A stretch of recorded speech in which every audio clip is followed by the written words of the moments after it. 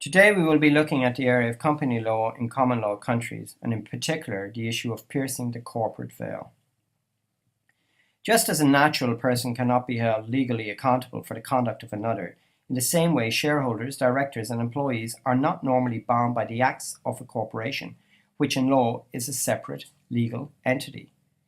This concept has traditionally been compared in the common law to a veil of incorporation, separating the artificial legal entity that is a corporation from its investors, officers, and employees. Thus, the corporate veil describes the concept that the rights, duties, and debts of a corporation are, as a general principle, the responsibility of that company alone, separate from the company backers. This applies even in the case of one-man companies, where the owner and the company are virtually indistinguishable.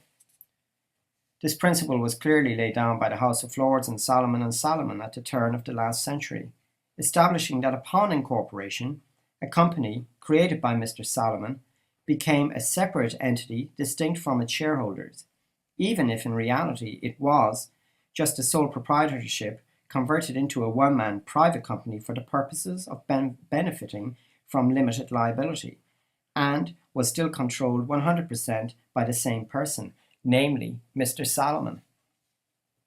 At first instance, the court had held that the company was merely an agent for the owner of the business. On appeal, the appellate jurisdiction considered that the establishment of the company was merely a scheme or fiction to allow the owner of the business to benefit from limited liability, and that consequently its separate legal personality should not be recognized. However, the House of Lords rejected this, considering that the company was legally formed under the law and thus, as a matter of fact, was a separate legal entity. The fact that the bulk of its shares were owned by one man, who had previously been the creator and owner of the business, which was now owned by the company, was considered irrelevant. For the court, there was no sham or fraud here, merely an application of the Companies Act as provided by the law. However, there are circumstances where the separate legal personality of a company is ignored. This can happen pursuant to statutory exceptions. For example, 1. The requirement to draw up consolidated accounts. The requirement that a parent company must prepare consolidated accounts taking into account the financial situation of its legally separate subsidiaries, which are separate companies, is an example of the corporate veil being lifted.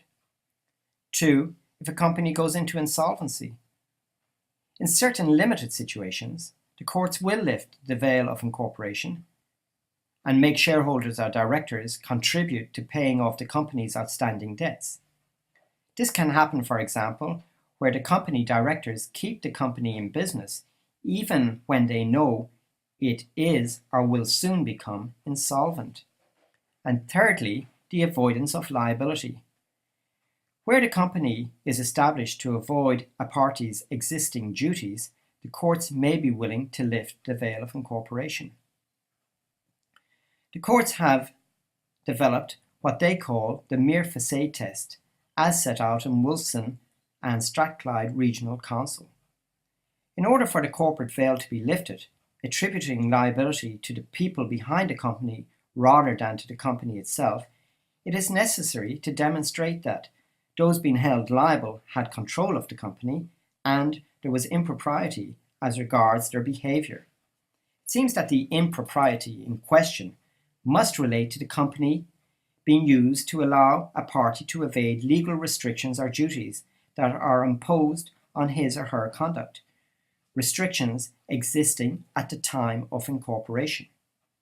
For example, in Jones and Lipman, the defendant attempted to evade an order of specific performance made against him by a court.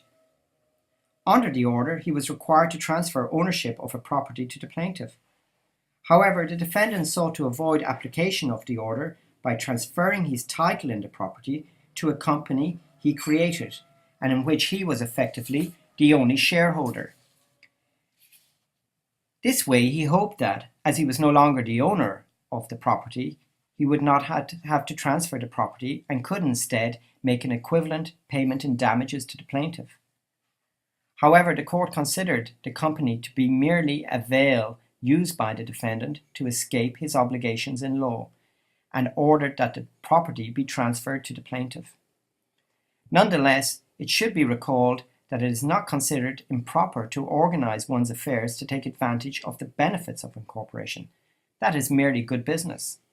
Thus, the corporate veil will not be pierced where it is put in place, i.e., a company is created, in anticipation of future rights that a party may acquire against the creator of the company.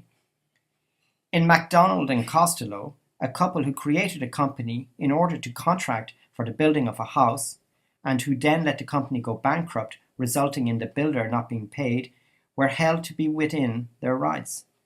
At first instance, although the court recognized the legality of the company in law, it nonetheless made an order of restitution against the couple on the basis that they had unfairly benefited from the unpaid building of the house. On appeal, the court rejected this decision, considering that, had the builder wished to protect himself, he could have required a personal guarantee from the couple. He chose not to do this, and so he alone bore the consequences of his choice. The court held that it would not be right to grant an order of restitution, as to do so would undermine one of the fundamental principles of business law in the UK, that is, the separate legal entity status of companies.